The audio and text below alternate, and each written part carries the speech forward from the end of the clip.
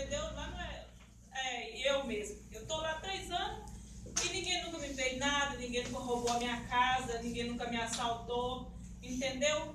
E nunca briguei mais ninguém nunca nem me ameaçou, nem nada. Então eu acho que quem faz o lugar é a gente, é as pessoas. Lá por ser uma ocupação, saem muitas pessoas ruins de outros lugares e vai lá prejudicar a gente lá dentro, termina gente ruim saindo de outro lugar e indo causar problema lá dentro. Né? Aí a forma causar problema. Tem gente. Mas a mesma coisa é o bairro, qualquer bairro. Vem gente ruim de muitos lugares, estuprador, bandidos, né? Muitas pessoas de muitos outros lugares, e vem aí morar naquele lugar ali, começa o barafafá, e pode acontecer a mesma coisa, como tem muitas coisas ruins acontecem no bairro. Estuprador, assalto, as pessoas não podem mais ficar com a porta aberta, as pessoas não podem andar com a bolsa na rua. Aí, que diferença que faz o bairro com a ocupação? A ocupação lá, você pode andar lá dentro que nada te some, ninguém te rouba. Muito mais segurança. Você nunca viu dizer que alguém foi lá e tomar tudo que ele tinha? Porque o de lá ninguém aceita que isso aconteça. Agora vai na cidade, no bairro grande, cidades grandes, você vê, e anda com a bolsa no meio da rua, você vê se você sai com ela de lá. Você sai até de sua vida. Até sua vida fica ali mesmo, deitado. Aí qual é a diferença aí da ocupação e um bairro chique? Exatamente. Dá licença, gente. Eu tenho que partir também, viu? Então é o seguinte, dá licença, gente, eu estou interferindo no trabalho seu aqui, porque eu entrei refutando aqui as colocações dele, entendeu? A gente trabalha aqui na 132 na Rua Saturno, Jardim Riacho. Quem quiser, tiver o interesse de ver as nossas instruções, como são as técnicas aplicadas, o que a gente faz, o que a Polícia Militar prevê em situação, entendeu? Concordo com o vídeo aqui. Naquele ponto, o oficial errou, deveria ter esperado a recreação de posse normal. Então, se o pessoal aí tiver o interesse de conversar com a gente, para a gente esclarecer quais são as técnicas, o que pode fazer, o que não pode fazer, nós estamos à disposição também. Tá bom? Eu tenho que sair. Não, tem um grupo aí depois. Passa o colo.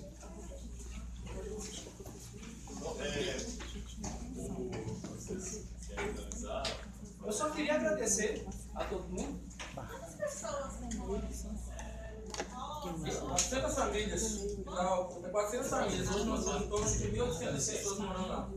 400 famílias, 1.800 pessoas. Só para você ver um dado da região de Belo Horizonte, até onde a gente conseguiu mapear, tá? Porque nós somos de movimento social. Mas tem um tanto de ocupações que não estão ligadas a movimentos sociais. Elas acontecem pela organização popular e manda lá para frente. A gente tem um dado de mais ou menos 25.000 famílias com casa de 7 anos para cá por conta da reativação dos movimentos de ocupação urbana. 25.000 famílias de 7 anos para cá. Eu ia falar sobre a consideração que vocês falaram sobre o conceito do endereço. Sobre o endereço. O endereço é um conceito que tem. Você não consegue nada se você não tem endereço. Já, para você ir votar no carro de mora lá, eles aceitam só por título, né? Não tem de endereço e nem de identidade, né? Todo lugar que você vai, você te pede o endereço, identidade, lá não, para votar lá. Isso é tão sério, que eu trabalho em núcleo jurídico que atende comunidade carente. Eu precisei de entrar com uma ação trabalhista, uma moça que tinha sido demitida, grávida, naquele café Nice lá no centro da cidade, e ela morava numa ocupação. E eu fiquei desesperada, porque não entra no processo, você não consegue abrir o processo se a pessoa não tem o endereço. Então a justiça fala que você tem acesso, mas na verdade ela te nega o acesso. Aí para não deixá-la sem o atendimento, eu coloquei o endereço do núcleo, como se fosse a casa dela. Aí eu consegui reintegrá-la no trabalho, consegui fazer com que ela tivesse direito de ter todos os salários e garantia da licença maternidade. Caso contrário, ela ia ficar grávida, sem dinheiro, sem possibilidade de trabalho. Isso é um absurdo. E é o tipo de advogado que a gente está precisando muito na nossa sociedade. Né? E é o tipo de trabalho que nós vamos fazer aqui, sim, com toda certeza, tá? A Faculdade de Contagem está aberta para vocês. A gente está abrindo aqui o núcleo jurídico para trabalhar com realmente situações em que as pessoas estejam carentes, têm o direito aí negado, porque, infelizmente, para quebrar o sistema, a gente tem que estar dentro dele. Não adianta a gente, porque senão nós vamos ser só uma voz isolada, não é assim? A gente tem que tentar dentro dele para tentar mostrar isso aí. Só queria terminar perguntando assim, é feito algum trabalho social lá dentro? Alguma ONG te ajuda? Às vezes sim, às vezes não, né? Mas no caso, por exemplo, do trabalho que a FTA tem desenvolvido dentro da Vila Esperança do Calafate e na ocupação Guarani de Caiová. Em ambos os lugares a gente está trabalhando com conscientização ligada principalmente a questões de DST e vida de sexualidade com a juventude. Nós estamos construindo nos 2 núcleos Centro de Cultura Popular, a duras penas, catando tijolo no meio da rua para poder levantar. Nós trabalhamos com assembleias populares, né, para poder tratar de temas, sejam de macro ou de micropolítica, né, e a gente está nesse corre. Às vezes, quando acontece algum caso de criança que não tem acesso à escola, a gente vai até a justiça tentando mobilizar. Então, assim, os trabalhos são muitos, né? E tem uma atividade cultural, que é mais ou menos fixa. Agora, o nosso data show queimou, então complicou um bocadinho, que a nossa vida é no nosso caminho, mas vai capengando. Que a gente tem um projetinho que chama Cine Ocupa. Então, pelo menos uma vez por mês, a gente exibe um filme para molecada ou então para os adultos, mas geralmente para as crianças, né, da comunidade. Aí faz festa das crianças, faz Natal, essas coisas. É muito difícil ter ONG aparecendo, essas coisas. No nosso caso lá, nós temos, né, um trabalho cultural na Nação Maracatu, né, tem um grupo que atua nessa área que faz um trabalho interessante com as crianças e os adolescentes. Também fazendo reuniões com as mulheres, né, sobre a questão de direitos, sobre a questão, né, delas denunciar as opressões que elas vivem. E pelo fato da ocupação ser grande, aí com certeza sempre entra ONG. Só que o problema é de que algumas entram com a intenção de ajudar, outras entram com a intenção de tirar vantagem, porque o Valtamiro falou. Afinal de contas, as pessoas lá têm um tipo de eleitor, e no momento de eleição é bastante disputado o tipo de eleitor das famílias que moram lá dentro. Então as ONGs entram com esses interesses, né? Outras entram também querendo, ter intenção de oferece uma ajuda, mas quer direcionar a fé. Então também tem outras ONGs que entram nesse período, né, com essa situação. Aí as famílias têm a liberdade de atuar da forma que achar melhor. Eu queria só te perguntar, não sei se para fechar, mas assim, qual a avaliação que você faz do movimento de luta pela moradia com a situação atual do governo brasileiro, a situação atual do país? É o seguinte, eu até falando com os companheiros anteriormente aí, nós estamos nessa batalha aí já faz quase 10 anos, e no caso de Belo Horizonte nós vivemos um processo de resgate à luta, né? Porque em 93, quando entrou o governo popular, ele pegou todo o movimento e colocou ele em fila para participar de reuniões. Então as pessoas acreditavam que participando de reunião, construindo essas políticas institucionais, que as famílias iam ter acesso à moradia. Em 2008 começou a ter essa ruptura, e essa ruptura, ela nasceu com a seguinte situação. Nós vamos lutar para as famílias conseguir a casa dela, mas mais importante do que isso é discutir a cidade. Porque nós queremos uma cidade que inclua, uma cidade que tenha acesso a transporte público, uma cidade que tenha condição da gente fazer a disputa na sociedade. Em qualquer lugar você tem que pagar uma multa de R$5.000, né? Exatamente, que você possa fazer a disputa na sociedade. E aí o que acontece? Como o Thiago falou, a partir da necessidade das famílias, algumas coisas foram sanadas, porque realmente a partir dessas ocupações, muitas pessoas vieram a ter condição de morar. Mas no ponto de vista de você discutir a cidade, discutir região metropolitana, discutir planejamento, nessa situação ficou estagnada, porque hoje a gente está com uma cidade muito mais fechada para o debate, privatizada do que a gente tinha há 10 anos atrás. Então o movimento está perdendo esse debate. O movimento está perdendo esse debate. Eu acho que nenhuma luta, se ela não tiver uma consequência para a gente repensar a cidade, aí é repensar transporte público, é repensar acesso à saúde, né? Especulação imobiliária. A especulação imobiliária está pegando pesado, né? Aqui para você ver, nós acabamos de viver uma operação ali, de que é o que é interessante. O Carlinhos Moura acaba de inaugurar uma trincheira falando que é a grande obra da cidade. E aí os eleitores vendo aquilo uma grande obra para a cidade, mas aquela trincheira praticamente já nasceu morta. Por que ela já nasceu morta? Porque ela já nasceu do lado de um espaço de moradia, de que a empresa está oferecendo para as pessoas lá 2 vagas na garagem para cada um. São 5.000. Eu moro ali. Imagina só como é que vai ficar, aquele negócio já nasceu inchado, que esse carro vão passar onde ali? Exatamente. Na hora que as famílias E mudaram. não são só, Né? Você tem apartamento da MRV aqui, você tem mais um monte de E blocos. toda a situação, então, e sem discussão, né? E olha que é um município frágil, porque eu achei interessante de Contagem é o seguinte. Contagem, apesar de ela ser muito moderna em relação... É tipo assim, você não consegue entender aonde que separa Belo Horizonte e Contagem, porque está tudo junto. Mas a relação aqui ainda é muito provinciana. Tem muito coronel aqui ainda e tem muitas coronel. Então qualquer coisa que aparece pesada em Contagem consegue criar uma situação. Mas aqui, aquele manda quem pode, obedece quem tem juízo, é muito vivo aqui dentro ainda. Diferente de Belo Horizonte. Em Belo Horizonte é mais difícil das pessoas, um só, ter todo esse poder. E aí a gente imaginou que no momento de auge da ocupação de Ilha Rosa, porque Ilha Rosa começou assim, ela iniciou, teve um ascenso que chegou a ter lá em torno de 3.400 famílias. Como o objetivo nosso é lutar por moradia de famílias de baixa renda, acabou que a própria lógica fez com que esvaziasse. Porque o que a gente colocou? O companheiro fez uma pergunta, da onde que vem essas famílias? Essas famílias vêm de aluguel, de favor ou de rua. Por que essas famílias entram nessa situação? Porque está com a corda no pescoço. Qual que é o compromisso do movimento com essas famílias?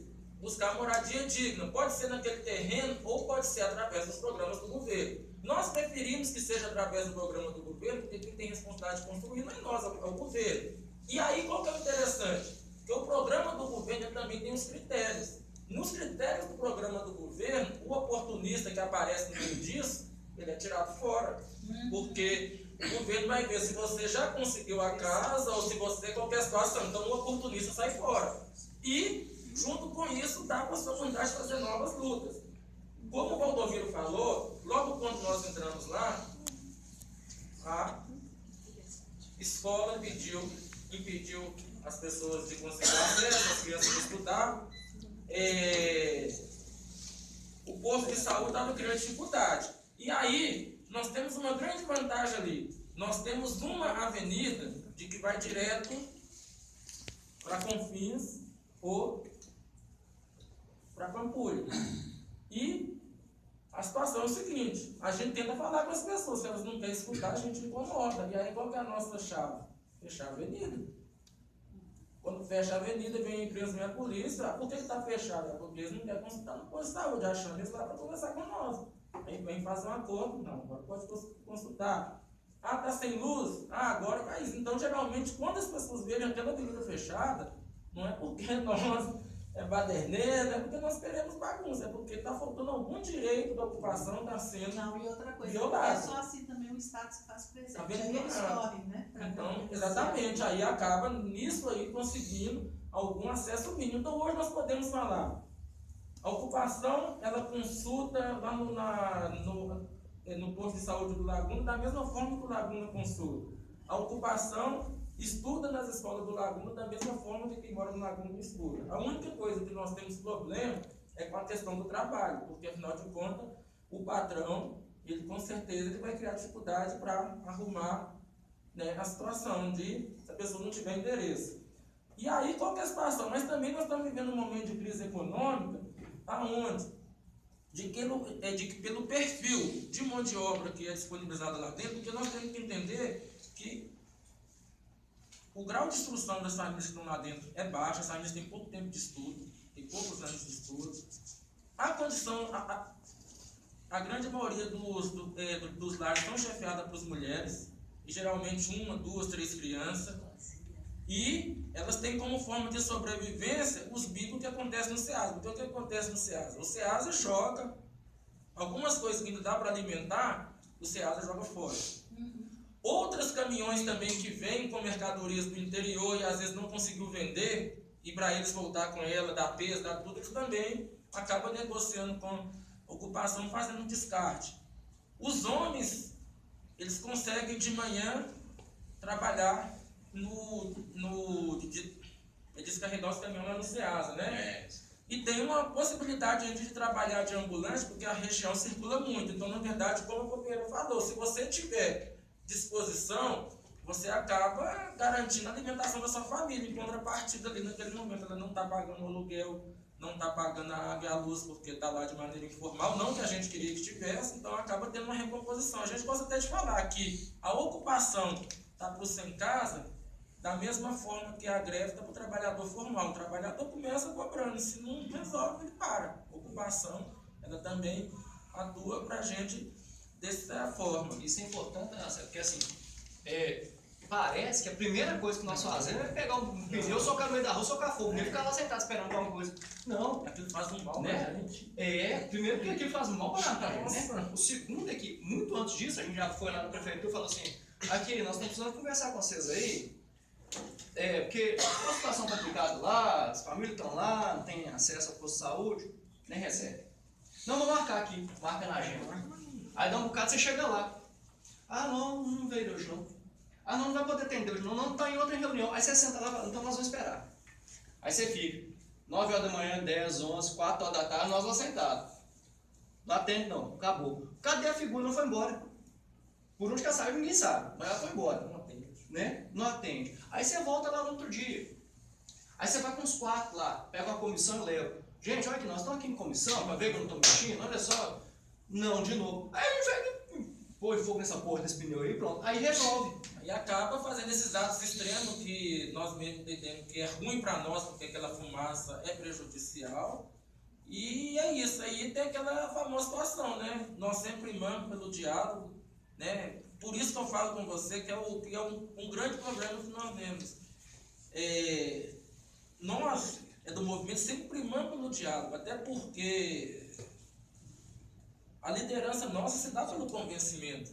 Ninguém aqui representa as pessoas a partir do uso da intimidação. Então, o diálogo para nós é a forma de sobrevivência. E por que nós temos uma grande dificuldade em relacionamento com a polícia militar? Porque a polícia militar ela não dialoga. Ela não dialoga. Ao ela não dialogar, vai começar a tal progressão de força, e a progressão de força começa da seguinte forma. Né? Para baixo. Os caras primeiro jogam o gás, de que tem uma avaliação porque ele é arma química, porque aquilo ele mata.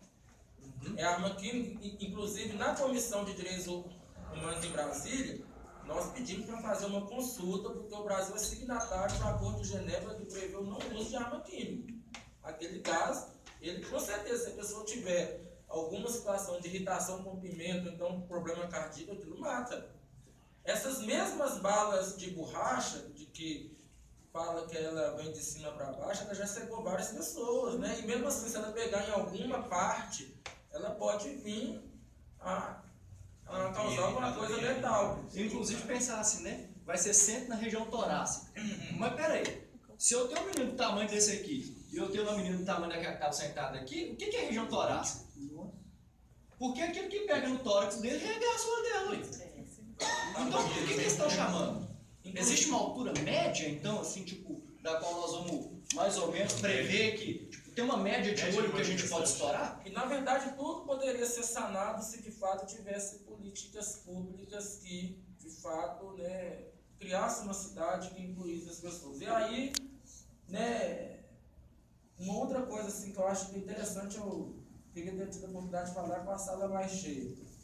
Eu participei dessa audiência pública semana passada em Brasília, e uma moradora lá da ocupação do Isidoro, ela falou uma coisa que para mim marcou, que até então não tinha vindo daquela forma. Ela falou, gente, ó, quando a gente tem algum problema no trabalho, para onde que a gente quer ir?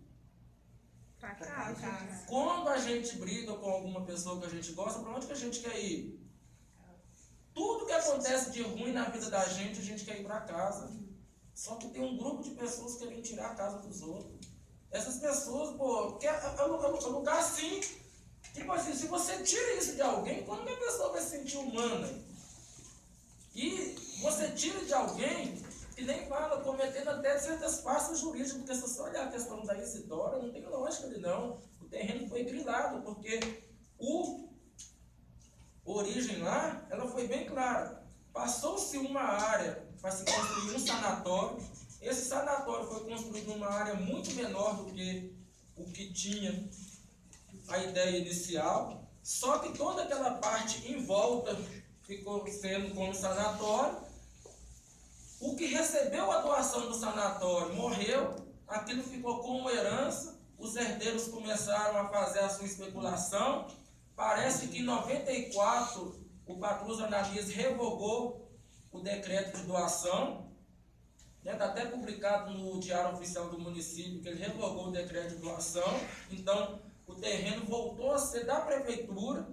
E aí, de uma hora para outra, né, naquele auge daquelas manifestações de 2013, enquanto as pessoas estavam na rua, o pessoal decidiu ocupar o terreno que estava ocioso. Então, ocuparam, construiu lá 8.000 moradias. De uma hora para outra, essas pessoas que falam que é dono, vende esse terreno para empreiteira direcional, que é a mesma que está construindo a situação aqui. Essa empresa entra com a reintegração de posse, consegue se comprovar que nem matrícula tinha as pessoas que venderam o terreno nem nada. De uma hora para outra, a juíza chega e dá a ordem de reintegração de posse. E aí, para se ver quando a polícia ela tem interesse, ela tem uma ordem mais maleável, e quando a polícia tem uma ordem que é de passar por cima. Você vê que você não tem. Isso. Você vê que não tem uma guerra contra a pobreza, você tem uma guerra contra os pobres. Pobres. Você não tem uma defesa da legitimidade legal das coisas, você tem uma guerra contra os pobres. E olha só como que é a situação. No governo anterior Pimentel, que era um governo tido de direita, a polícia atuava da seguinte forma quando tinha ordem de integração de posse. O comandante falava bem claro: ó, eu não vou cumprir nenhuma ordem de reintegração de posse que eu não tenho lugar onde posso famílias. Por que eu não vou cumprir uma ordem de integração de posse que eu não tenho lugar para pôr famílias? Porque eu não posso colocar essas famílias em via pública, porque aí o problema não acaba, ele simplesmente começa. Eu não posso tirar pessoas para pôr em via pública. Ele já chegou a falar: eu não tenho como cumprir essas ordens sem que haja risco de perda de vidas humanas. Então sempre devolvi as ações de integração de posse com esse justificativo. Hoje não. Hoje a gente tem um comando da polícia de que já falou bem claro: tolerância zero a novas ocupações, e as ocupações que existem, se ela não chegar a um processo de negociação na justiça em relação às situações delas, nós também vamos reintegrar. E aí reintegrar a qualquer custo. É reintegração a qualquer custo, porque o policial, quando ele faz aquele tipo de situação, ele está amparado, porque ele chegou bem claro assim, ó, anteriormente, quando a polícia chegava na ocupação, ela fazia questão de tirar a tarjeta, porque ele via que ele não estava respaldado. O cara falou: eu não posso me mostrar porque eu não estou respaldado. A última vez que a polícia entrou na ocupação para fazer essas ações violentas mesmo, que foi na metade do ano desse ano, o capitão que estava chefiando a ocupação, ele fez bem claro: ó, me mostra aqui, porque eu tenho ordem para fazer isso. Acabou, não tem conversa mais não. Agora é borrachado, meu cara falando bem claro. Os vídeos lá, intimidando ele. A ação dele é legítima. Então, Isso, hoje porque tá tinha legitimado. vídeo. Porque quando não tem, Nossa. E não, agora aí as palavras usadas é uma coisa assim, que assim, não dá para repetir. Eu sou advogado, não dá para repetir. Eles estão confiscando celulares, se eles cismam que alguém, na verdade você tem que hoje filmar com muita tranquilidade, porque hoje se alguém está assim, eles chegam e confiscam o celular. Praticamente roubam o celular da gente, né? Aí como a gente vai falar? Porque raros deles você consegue ver de novo. Mas é aquele negócio, nossa, eu, por exemplo, eu sou polícia, eu não entro nesse mérito não, pessoal. Discute o que vocês quiserem discutir.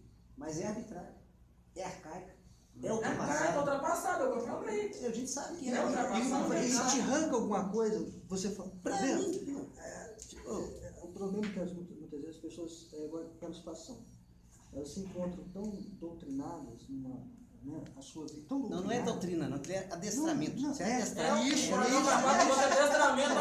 Quem falou isso comigo? Uma vez o coronel Carvalho falou que adestramento. Ele falou que não, coronel, não é treinamento, não, é adestramento. O que me impede de ouvir a fala de outras pessoas que pensam de maneira diferente que eu? Isso não vai nada me acrescentar mais. Então, é essa questão de oprimir o outro, de oprimir a pessoa, né? E tem uma coisa, cara. Eu acho que também tem um pouco do receio de se reconhecer no outro. Porque, na verdade, nós estamos aqui mas nós somos todos de uma origem muito próxima.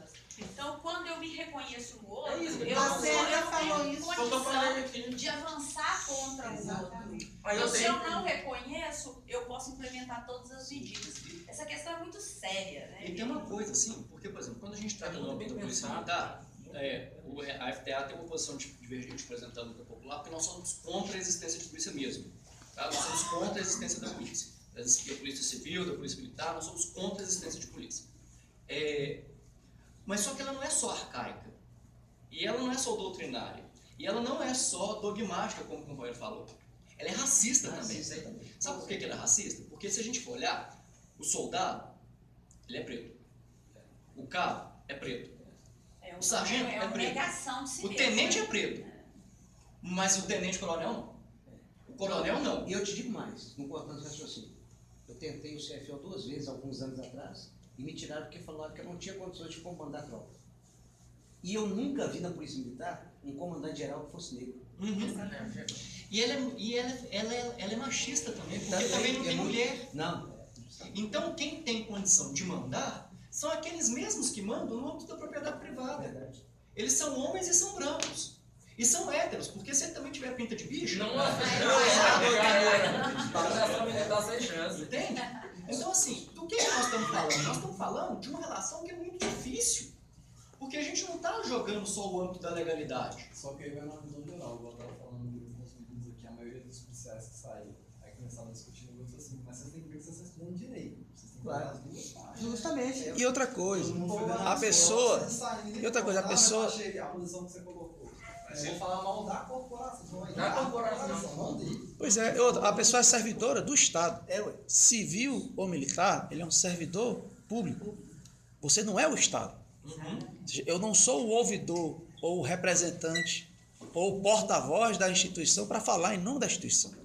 Se eu sou servidor público e minha instituição é criticada por um âmbito, e sempre quem critica é buscando um âmbito de melhoria, eu não tenho o respaldo da minha instituição para falar em nome dela. Se eu sou servidor público do Tribunal de Justiça, se o Tribunal de Justiça é criticado, como eu vou falar em nome do Tribunal de Justiça para rebater qualquer crítica? Como se eu tivesse o domínio de toda a estrutura administrativa do tribunal que me desse condição de responder uma crítica que uma pessoa faz de um procedimento específico, empírico, de uma parte de servidores de outro local. Por exemplo, vamos dizer que para não entrar no mérito da polícia, para não ficar sempre na minha batida, mas sim o servidor que se arvora em nome do Estado. Não, eu sou o Estado agora. Então eu ajo em nome da corporação. Eu não ajo em nome do serviço público, de prestar serviço ao público. Que é o objetivo. Pois é, mas encara-se a crítica contra a instituição como se fosse uma crítica pessoal. Como se ele fosse encarnamento, a encarnação do Estado. Então você criticar o Estado é me criticar. Mas isso acontece só com a polícia, né? Mas porque às vezes eles se sentem discriminados assim por receber do Estado, querendo ou não, às vezes é o sustento deles, entendeu? Não tô, entendeu? Aí talvez eles se sintam Até ameaçados, né? ou ameaçados por isso. Mas entende, olha só, é a mesma coisa do escravo que agradece ao senhor por ter dado comida para ele. A empregada doméstica que tinha que agradecer porque recebia os restos de roupa da patroa, né? Não se trata disso. Só queria dar uma fala aqui. Se o cara não ouve nós aqui que tá conversando, vai chegar lá na É, você vai me chegar no pescoço. Ele falou que ia falar Ele da me ouviu aqui. corporação. Aí eu Lá, pensei, você eu pior. achei o jeito de Aí falar, que tiver na caralho, polícia, cheguei chegar lá. lá, assim, mas porque Mas se eu o falo meus dois assim, não né? pronto, aí eu saio pelas costas. Agora, você imagina, aqui dentro da sala, eu fui colocado, ainda que momentaneamente, como autoridade. Eu fui uma pessoa que foi convidada a falar, nós sentamos aqui na frente, né? Nós levantamos e vocês continuaram sentados, né? Então tem aqui um amplo imenso de condições em que eu fui colocado como autoridade. Quando ele disse assim, o modo que ele estava falando é muito anarquista, sabe o que é o pior de tudo, mano? É que a minha opção ideológica é anarquismo, viu?